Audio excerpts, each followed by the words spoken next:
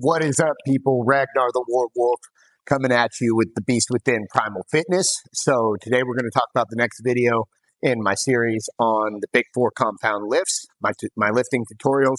So we have made it to my personal favorite lift, the deadlift. We're going to go through how to set up for the deadlift, how to perform a deadlift, and all the other little nuances and tricks to deadlifting. This is a super important lift. A lot of people injure themselves doing it wrong.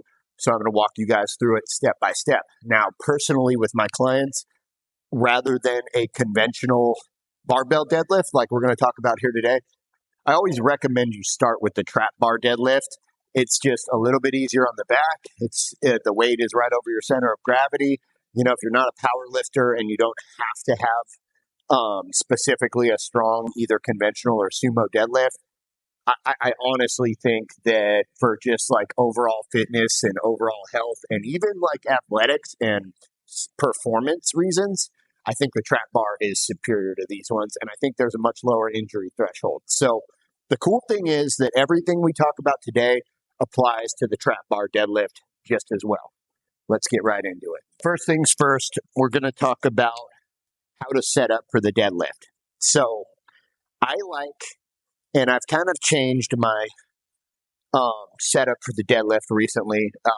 And it's just something, it's a lift that you're going to perfect over a lifetime. And I've been doing it for over 10 years and I'm still making changes to it at this stage. So what I like to do is I like to have about a hand's breadth in between the bar and my shins here when I'm setting up. So I get that bar set up about a hand's breadth away from my shins.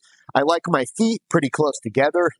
This is about how far they are apart, narrower than my hips. You can go to hip width. I wouldn't go any further than that. You see some guys deadlift like it's just, you're mechanically inefficient at that stage. Keep it close, keep it tight so that these glutes can do a lot of work throughout this lift.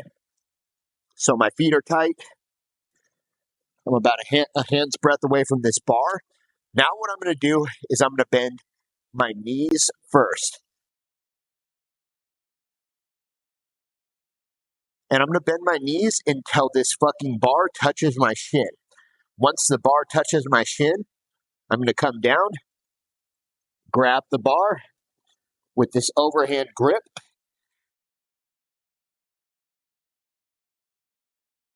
I'm going to really squeeze the bar. My hands are just outside of my feet.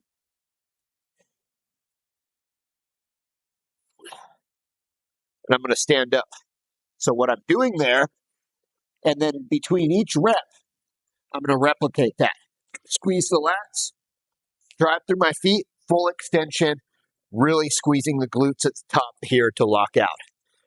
Controlling the weight down, slam the shins into the bar, engage the lats, stand up.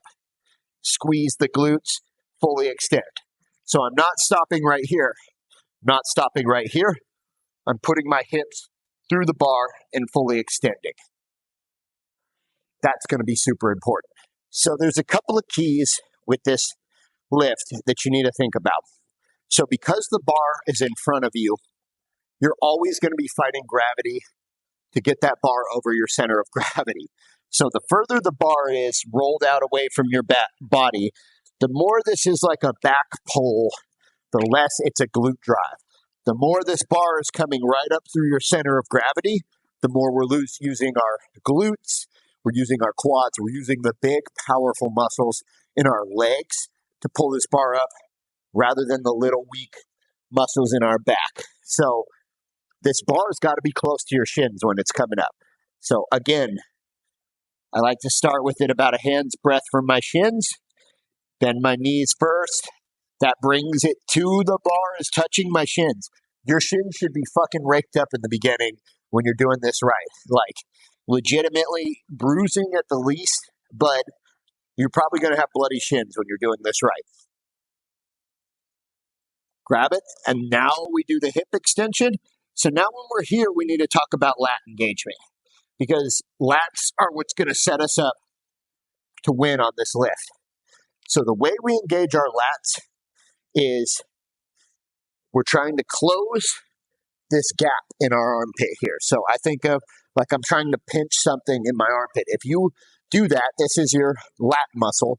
If you do that, you can feel that muscle engage. That's what we want. When that lat engages, what it's going to do is, so I think of the lat engagement as like the padlock for our back. So we go through this whole process where we're setting everything up. We're getting our back in a good anatomical position. We're getting everything lined up. The lat engagement is going to be the key. It's going to be the padlock that locks all of that in place throughout. So the whole lift, you're squeezing that. When those lats are tight and engaged, the thoracic spine's in a good position. Therefore, the lumbaric spine's in a good position. It's much harder for anything to round or any of your mechanics to start to break down. So really focus on that lat engagement. Now, what a lot of people do wrong with lat engagement is coach says, engage your lats. And they can't understand that it's just this. My arms are straight. It's just this. They're like trying to bend their arms and pull the bar up and do a bunch of weird shit. I've seen guys go like this. No. Lat engagement, here. Arms stay straight. The arms are just hooks in this lift. There's no point where you're pulling with your arms in this lift if you're doing it right. Your arms are just hooks that hold this weight. So they're hooks at your side, and you're just closing that gap in your armpit, engaging this big muscle right here. So don't bend your arms. And in fact, one of the good rules to think about, the deadlift is both a pull and a push, but don't think about it as a pull. Don't ever think of pulling this weight up with your back or your arms. Think of driving through your feet and pushing your body away from the ground. The pulling part will come naturally. Focus on the pressing part of this lift. So we get our lats set up. So we bring our knees to the bar. We get our lats set up. Now I'm tight. There's no slack in this bar. There's no clink. It's a leg press. So I'm thinking of driving my feet through the ground. Replicate the setup. Driving my feet through the ground. I'm not pulling with my upper body. I'm pressing with my legs. So those are going to be the keys. Engaging the lats, keeping your lower back flat, making sure the bar is touching your shins when you're coming up, and then fully extending. Don't stop right here. Stop right here. Squeeze the glutes, lock everything out. Now, when you go down, so I'll go through it one more time. Up, everything's extended. Now, when we go down, we want to go down nice and slow on the same bar path. One of the rules that you'll hear people say who know what the fuck they're talking about is you want to set this down like you're setting it down on eggs without breaking the eggs. So you obviously that's an exaggeration, but you want to really try to set this bar down lightly. You'll see a lot of these fucking idiots in the gym rip it up and then drop it from here, or slam it, rip it up, slam it, rip it up. Control the eccentric. It's really important. It's better for the weights and it's better for your body. Control the eccentric down, set it down gently, boom, explode on the way up. So keep your core braced, keep your back flat, engage your lats.